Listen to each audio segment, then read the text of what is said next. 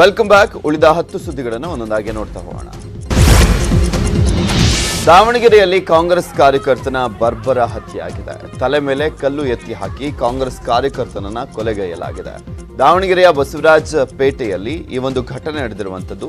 42 ವರ್ಷದ ಸೀಮೆಎಣ್ಣೆ ಪರಮೇಶ್ ಕೊಲೆಯಾದಂಥ ವ್ಯಕ್ತಿ. ಹಳೆ ದ್ವೇಷದ ಹಿನ್ನೆಲೆಯಲ್ಲಿ ಕೊಲೆ ನಡೆದಿರುವಂತಹ ಶಂಕೆ ವ್ಯಕ್ತವಾಗಿದೆ.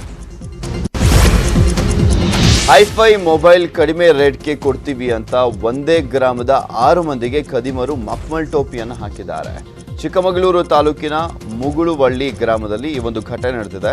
6 ಮಂದಿಗೆ ಒಂದು ವಾರದ ಹಿಂದೆ ಫೋನ್ ಮಾಡಿ ನಿಮ್ಮ ನಂಬರ್ ಲಕ್ಕಿ ನಂಬರ್ ಆಗಿ ಸೆಲೆಕ್ಟ್ ಆಗಿದೆ. 18,000 ಮೊಬೈಲ್ ಕೇವಲ 1,500 ರೂಪಾಯಿಗೆ ಸಿಗುತ್ತೆ. ನೀವು ಓಕೆ ಮಾಡಿದ್ರೆ ಈಗಲೇ ಪೋಸ್ಟ್ ಮಾಡ್ತೀವಿ, ಇಲ್ದಿದ್ರೆ ಬೇರೆಯವರಿಗೆ ಕೊಡ್ತೀವಿ ಅಂತ ಆ ಕಡೆಯಿಂದ ಫೋನ್ ಮಾಡಿದವರು ಹೇಳಿದ್ದಾರೆ. ಕೇವಲ 1,500ಕ್ಕೆ ಹೈಫೈ ಮೊಬೈಲ್ ಸಿಗುತ್ತೆ ಅಂತ ಎಲ್ಲರೂ ಹಣವನ್ನು ಕಳಿಸಿದ್ದಾರೆ. ಆದರೆ ಬಾಕ್ಸ್ನಲ್ಲಿ ಬಂದಿದ್ದು ಮಾತ್ರ ಮೊಬೈಲ್ ಅಲ್ಲ, ಬದಲಿಗೆ ಸೋಂಪಾಪುಡಿ. ಉಡುಪಿ ಜಿಲ್ಲೆಯಾಗಿ 24 ವರ್ಷದ ನಂತರ ಉಡುಪಿ ಜನರ ಕನಸು ನನಸಾಗ್ತಾ ಇದೆ. ನೂತನ ಜಿಲ್ಲಾಸ್ಪತ್ರೆ ನಿರ್ಮಾಣಕ್ಕೆ ಸಿಎಂ ಬಸವರಾಜ ಬೊಮ್ಮಾಯಿ ಇಂದು ಶಂಕುಸ್ಥಾಪನೆಯನ್ನ ನೆರವೇರಿಸಲಿದ್ದಾರೆ. ಅಜ್ಜರ ಕಾಡಿನಲ್ಲಿರುವಂತಹ ಸರ್ಕಾರಿ ಜಮೀನಿನಲ್ಲಿ ನೂತನ ಜಿಲ್ಲಾಸ್ಪತ್ರೆ ತಲೆ ಎತ್ತಲಿದೆ. ಅಲ್ಲದೆ ಕೊರೋನಾ ನಿಯಂತ್ರಣದ ಸಂಬಂಧ ಜಿಲ್ಲಾ ಮಟ್ಟದ ಅಧಿಕಾರಿಗಳು ಮತ್ತು ವೈದ್ಯಾಧಿಕಾರಿಗಳ ಜೊತೆ ಸಿಎಂ ಬೊಮ್ಮಾಯಿ ಸಭೆಯನ್ನ ನಡೆಸಲಿದ್ದಾರೆ. ವಿಜಯಪುರದಲ್ಲಿ ಕಮರ್ಷಿಯಲ್ ಟ್ಯಾಕ್ಸ್ ಅಧಿಕಾರಿಗಳು ಸರಕು ಸಾಗಾಟ ಮಾಡಲಿಕ್ಕೆ ಒರಿಜಿನಲ್ EVI ಬಿಲ್ ನೀಡಿ ಅಂತ ಲಾರಿಯವರನ್ನ ಜಪ್ತಿ ಮಾಡಿದ್ರು. ಬಿಲ್ ತರೋದಾಗಿ ಹೇಳಿದಂತ ಲಾರಿ ಚಾಲಕ ನಿರ್ವಾಹಕರಿಬ್ಬರು ಎಸ್ಕೇಪ್ ಆಗಿದ್ರು. ಇದಾದ ಬರೋಬ್ಬರಿ 20 ದಿನಗಳ ನಂತರ ಅಬಕಾರಿ ಪೊಲೀಸರು ವಾಹನ ತಪಾಸಣೆ ನಡೆಸಿದಾಗ ಸುಮಾರು 50 ಲಕ್ಷ ಮೌಲ್ಯದ ಅಕ್ರಮ ಮದ್ಯ ಪತ್ತೆಯಾಗಿದೆ. ಮಹಾರಾಷ್ಟ್ರ ಮತ್ತು ಕರ್ನಾಟಕದ ನಡುವೆ ದೀರ್ಘಕಾಲದಿಂದ ಇರುವಂತಹ ಗಡಿ ವಿವಾದವನ್ನ ಇತ್ಯರ್ಥಪಡಿಸಲಿಕ್ಕೆ ಪ್ರಧಾನಿ ಮೋದಿ ಮಧ್ಯ ಪ್ರವೇಶಿಸಬೇಕು ಅಂತ ಮಹಾರಾಷ್ಟ್ರದ DCM ಅಜಿತ್ ಪವಾರ್ ಒತ್ತಾಯಿಸಿದ್ದಾರೆ.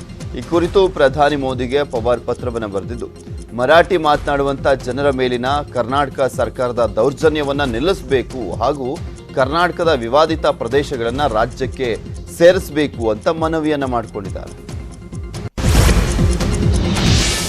ರಾಯಚೂರಲ್ಲಿ ಗುಬ್ಬಚ್ಚಿಗಾಗಿ ಪಕ್ಷಿ ಪ್ರೇಮಿ ಮನೆಯನ್ನೇ ಮೀಸಲಿಟ್ಟಿದ್ದಾರೆ. 16 ಪ್ರಭೇದದ ಪಕ್ಷಿಗಳಿಗೆ ಮನೆಯ ಆಶ್ರಯವಾಗಿದೆ. ಪಕ್ಷಿ ಪ್ರೇಮಿ ಸಲಾವುದ್ದೀನ್ ಮನೆಯನ್ನೇ ಪಕ್ಷಿಗಳ ಆಶ್ರಯ ತಾಣವಾಗಿ ಮಾಡಿಕೊಂಡಿದ್ದಾರೆ.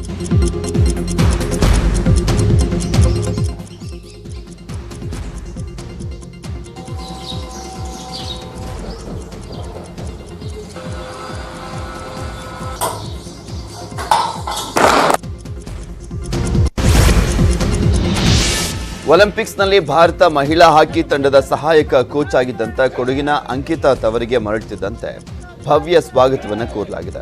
ಟೋಕಿಯೋದಲ್ಲಿ ನಡೆದಂಥ ಒಲಿಂಪಿಕ್ಸ್ನಲ್ಲಿ ತಮ್ಮ ತಂಡವು ಹೇಗೆಲ್ಲ ರೋಚಕ ಆಟವನ್ನು ಆಡ್ತು, ಎದುರಾಳಿ ದೇಶದ ತಂಡಗಳಿಗೆ ಹೆದರಿಕೆ ಹುಟ್ಟುವಂತೆ ಮಾಡಿದ್ವು ಅಂತ ಅಂಕಿತಾ ಅವರು ತಮ್ಮ ಛಲದ ವಿಷಯಗಳನ್ನು ನ್ಯೂಸ್ 18 ಜೊತೆಗೆ ಹಂಚಿಕೊಂಡಿದ್ದಾರೆ. ಇಂದಿನಿಂದ ಭಾರತ ಇಂಗ್ಲೆಂಡ್ ನಡುವೆ 2ನೇ ಟೆಸ್ಟ್ ಪಂದ್ಯ ನಡೆಯಲಿದೆ. ಲಾರ್ಡ್ಸ್ ಮೈದಾನದಲ್ಲಿ ಟೆಸ್ಟ್ ಪಂದ್ಯ ನಡೆಯಲಿರುವಂಥದ್ದು. ಸ್ನಾಯು ಸೆಳೆತದಿಂದ ಬಳಲ್ತಾ ಇರುವಂತಹ ಟೀಮ್ ಇಂಡಿಯಾದ ವೇಗಿ ಶಾರ್ದುಲ್ ಠಾಕೂರ್ 2ನೇ ಟೆಸ್ಟ್ ಪಂದ್ಯಕ್ಕೆ ಅಲಭ್ಯರಾಗಿದ್ದಾರೆ.